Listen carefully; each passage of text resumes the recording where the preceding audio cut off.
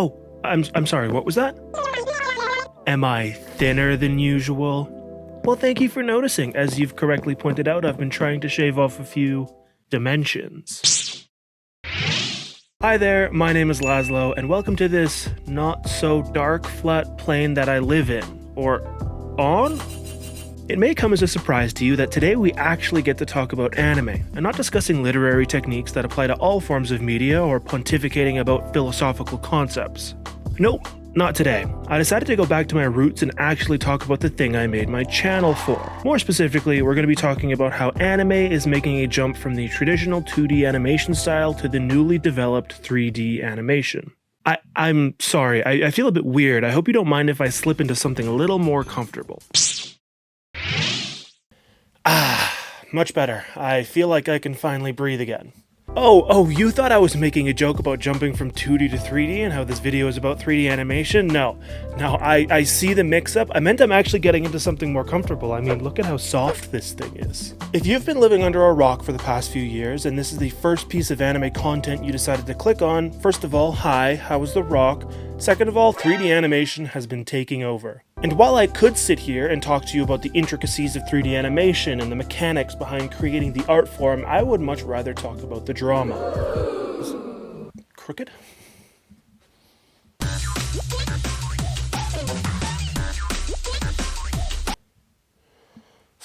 We'll do it live. Don't worry, this isn't actually drama related. I could never stoop so low to be making drama farming videos. From its inception, 3D anime has always been on a roller coaster with ups and downs and side to sides. It never really found its footing in the anime community. And anytime there's something that's not 100% perfect, people are going to talk about it. And it's probably not going to be nice. As 3D anime gets more popular, conversations about it are also increasing. I say conversations, it's mostly just hatred and malice. But does 3D animation deserve it? Even if it's wildly inconsistent and sometimes outright bad, it's a growing technology, so maybe it's just bad now and it will get good. Maybe. Who's to say? I'm not a prophet, but that doesn't mean that people are not going to be talking shit. I plan to do this whole video in this hoodie thing, but it is so hot, I'm gonna have to change. Oh, one moment. The idea of fully 3D anime is something that might seem like a new thing to a lot of people. If internet discourse is anything to go by, it is new. But I will be the first to tell you it is very much not a new thing. Computer-generated 3D objects have been a staple to the anime creation process for a while now, but there's a good chance you've never seen them. It's one thing to take a 3D object and put it into a 2D anime, because all you have to do is basically make a green screen effect of a 3D object, put it on top of a digital composition, and boom, you have a 3D object floating on top of a 2D space. But it's another thing to have to model 3D objects as well as 3D environments and make those 3D objects move in those 3D environments. And it's a whole other thing to make that look good. What you're seeing right now is a movie called Alice, and it was released on February 5th, 2000. That felt so weird to say, February 5th. Usually there's an "and" in there. Anyways, the movie is often credited as the first full-length piece of Japanese 3D animation, and as you can see, from a visual standpoint it looks very odd. The characters don't quite move right, there's a little to no backdrop, and there's absolutely no sense of lighting. Character designs consist of a forehead ripped from the set of Grease and her. I'm confused, but quite frankly, would. It's hard to say what the public response to Alice was when it first came out. The internet, and especially anime, hadn't quite caught on yet, so digitally documented reviews of this movie would be a bit rare. When I went on Wikipedia, the only thing I found under the reception section was that Joseph Savitsky of BeyondHollywood.com gave it a positive review. BeyondHollywood.com does not exist anymore, so it's really anyone's guess to how this movie was received. If I were to take a shot in the dark, I would say people like this movie the same way people like Pugs. Throughout the early and mid-2000s, 3D animation was still a very unstable form of art, which deterred a lot of big anime studios to try their hand at the idea. One thing you might not know about Japan and Japanese companies is that they're very reluctant to change. They often won't take any kind of risk if there isn't a guarantee that what they do will pay off, which includes investing in a new type of animation. In order to make a 3D anime, you need a team that is educated on the process. And if you don't have a team, you need to train one. And once you've spent all that money on a workforce, what's even the reward for making a 3D anime? 2D anime's been doing just fine. Because of the lack of interest of big anime studios to enter the 3D animation space, nearly all of the advancements of the technology were made by small groups of people. Groups of people, might I add, that did not have adequate funding or support, which made the progress of this technology very slow and expensive. Unless you were in those spaces or were a fan of the technology, you probably didn't get any exposure to 3D anime because there wasn't a big name pushing for it. Aside from a few Macross pieces that ended up as nothing more than tech demos, there was a very apparent lack of big IPs stepping into the ring. It wasn't really until 2009, with the release of Naruto: The Crossroads, where a large IP was being animated in 3D. It had the potential to popularize this new form of animation, or at least make people more aware of 3D animation's existence. A few things to note about Naruto: The Crossroads, though. It is not canon to Naruto. It takes place between the first and second arc of the show, which was nearly 6 years prior to this OVA's release. And it looked like this. Take that as you will. I think it's safe to say that people weren't really in a rush to watch this show, even if it had the Naruto name tacked onto it. 2 years after the release of Naruto: The Crossroads came a One Piece OVA that followed a very similar path as Naruto's OVA. It was a non-canon, kind of out-of-place OVA that had nothing to do with the source material, so a lot of people had no interest in watching it. Even though Naruto and One Piece are household names, the really niche 3D animated spin-offs did not breach the larger anime community. So at this point, people didn't really have an opinion on 3D animation. It's hard to have an opinion on something you don't even know exists. A first impression lasts a lifetime. It's a commonly used phrase when talking about meeting someone for the first time. It basically says that when you meet somebody, there's an instinctive vibe you get about them. That vibe is then ingrained into their character, and no matter what the other person does in contrast to or in support of that vibe, the feeling will not change. It's not a very charitable look at human interaction because it places so much emphasis on the first interaction and says that that is the only way a person will act. I personally don't follow that idea. My beliefs are that you should always think of someone in a charitable manner. But unfortunately, I think a lot of people have this mindset. Not when meeting someone for the first time, but when they're talking about anime. Anime aren't really dynamic pieces of content. Unless they are a long-running series, they rarely evolve from their original form. So, when people see an aspect of an anime they do not like, they will often attach emotions to that anime that will not change no matter what. Of course, not everyone is like that, but I think a lot of people showed their ugly sides when 3D anime finally hit the mainstream. It's very hard to talk about 3D animation and not bring up probably the most infamous fully 3D anime, Berserk. Before we even get into the travesty that is the 2016 anime, I think I need to first describe how beloved Berserk is as a series.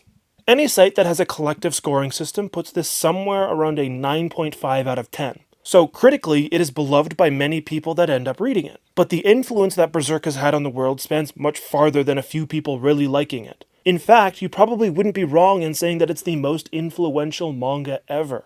The stylistic choices that Kentaro Miura made in Berserk have defined the fantasy genre. He quite possibly made the dark fantasy genre into what we know it as today. Critically acclaimed video games such as Dark Souls, Elden Ring, Drakengard, which became Nier, and even Final Fantasy credit Berserk as an inspiration for their worlds and stories. The sword bigger than its wielder can be directly traced back to Guts and his Dragon Slayer. The art that was made for the series, hand-drawn by Miura himself, are often included in some of the most detailed pieces of art that I have ever seen, showing off the horrors of the world he created while also letting you see some of the most beautiful landscapes. The story is complex, filled with psychological introspection, spanning over love, hatred, revenge, pursuit of happiness, and that has a deep and rich lore that has been handcrafted to fit the world while also giving reason to all the things that are happening. I could genuinely go on forever about how good Berserk is as a piece of fiction. For the sake of time, I think I can leave it off with, it's pretty damn good. Like any popular manga that came out, there was a pretty unanimous desire for Berserk to be adapted into an anime, and in 1997 a studio by the name of OLM decided to make that wish come true. It was a pretty solid adaptation. Solid is the word I use because while the anime was definitely good, there's something a little off with all of it. Not to say that it was bad, but I think my assessment of the show is very similar to other people's, which is that Berserk should never be adapted into an anime again. I wasn't exactly expecting anything, but at least they could have cared more about things. Let's just accept the fact that we'll never get a good Berserk adaptation. The thing about the Berserk manga is that it places so much emphasis on the fact that it is a manga that to try and adapt that into another form of medium would be impossible, and it showed in the 1997 anime. Again, it was good, but I think most people realized that Berserk as a series looked its best when it was on a page and not while it was in motion. So in 2016, when a new Berserk anime was announced, people were already skeptical. And then they saw what it looked like. I'll be honest, I've never watched this show before, so in preparation for this video, I gave it a good watch through and, well, I know this isn't an analysis on the semantics of 3D animation, but the show is just so bad it feels like a disservice if I don't show you how bad it actually is. The characters look absolutely terrible. They're all so smooth and flat with like little to no color, it looks boring. They made the decision to cel shade this anime, which is a technique most commonly used in things like The Legend of Zelda or Jet Set Radio, the more cartoony styles of anime. Both of those are games, they're not anime. It makes the grim, dark fantasy of Berserk into this goofy-looking show that does not fit its original story. When the characters are in motion, they look so inhuman. There are some actions that don't look bad, but things like walking cycles do not look real.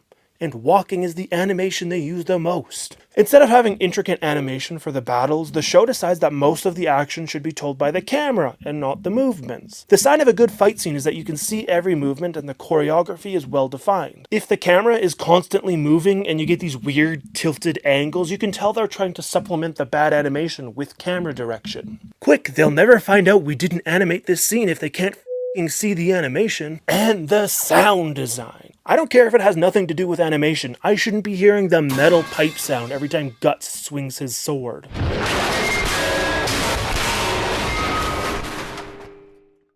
The anime sucked. Unfortunately, unlike Alice or the weird Naruto spin-off, this was a beloved anime series that a lot of people were going to watch. Hate watch, sure, but watch nonetheless. So when the anime came out and it was way worse than people had already imagined, there was a wave of people ready to click their fingers online. But you can hardly call the story bad. The characters have so much depth, the world was crafted perfectly. The story was amazing, thanks to the late Miura's intelligent writing. So people turn to the one thing that made this show bad. The animation. You! If you're gonna use CGI, just ask Polygon. CG is shit. The studios need to learn that people, or at least I don't, want that. It might be cheaper or whatever, but it's uglier. If every new anime becomes CG, I'll just stay with the old ones. Everyone, and I mean everyone, had a field day when it came to criticizing the show, and most of the complaints were directed towards the animation. Why are we still here? Just to suffer? Somewhere, someone waited 2 decades for a new Berserk show and they got this. Also, why the hell did they make Casca white? The reputation of 3D animation took a nosedive off a cliff thanks to this show. Before 2016, a lot of people didn't know about the art style and weren't really aware of 3D animation. There might have even been a bit of curiosity around a new technology. But after this show, any mention of 3D anime or CGI in general would always be related to their opinions on Berserk 2016. The anime community had their first impression on 3D anime, and it was not a good one.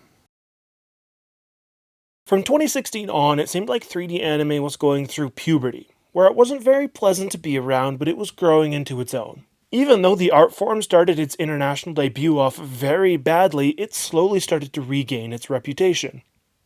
Kinda. The next big milestone for 3D anime was probably Land of the Lustrous, which was honestly an amazing show that looked beautiful. They managed to make a fully 3D anime that used 3D to its advantage and actually had interesting action sequences. It was talked about quite a bit, but I don't think a lot of people actually watched it because it was 3D, and 3D has never looked good, so why would I watch it? Throughout this time, there was a show that's not technically anime, but is anime adjacent called Ruby that was gaining more popularity. And it did not look the best, so it became this punching bag that was universally known as being bad 3D anime. Just a few weeks ago, there was a clip from Ruby making the rounds, and people were ignoring the casual homophobia to make fun of the animation.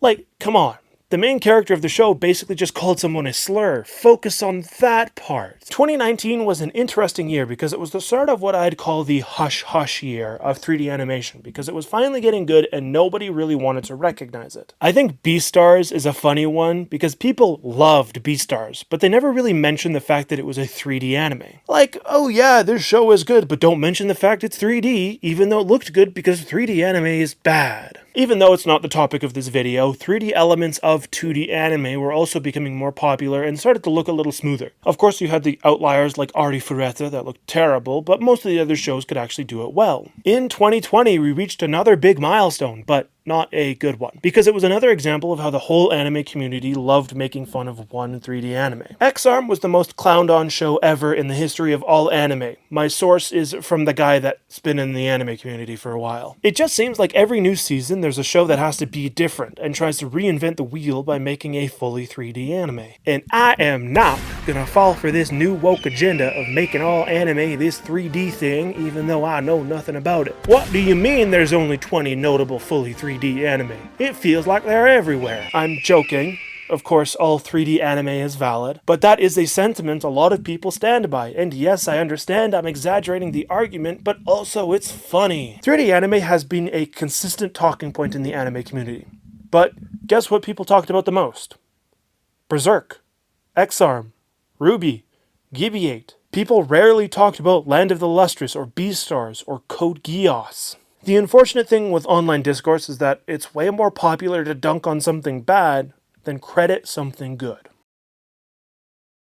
I started watching anime regularly around 2014, 2015, so I was around for all of these things, and I had a hard time deciphering my own opinions on 3D anime. I'd wager that some of that indecisiveness came from Berserk's bad first impression and the very inconsistent nature of the art form. Slowly, my own bias came out against 3D animation. I was simply following the rest of the community's opinions. Even to this day, there is a group of people in the anime community that have an unchanging vendetta against anything 3D because it is a removal from traditional animation. In the back of my mind, I knew it was a growing technology and that it would get better with time. I just had to wait for it to get good.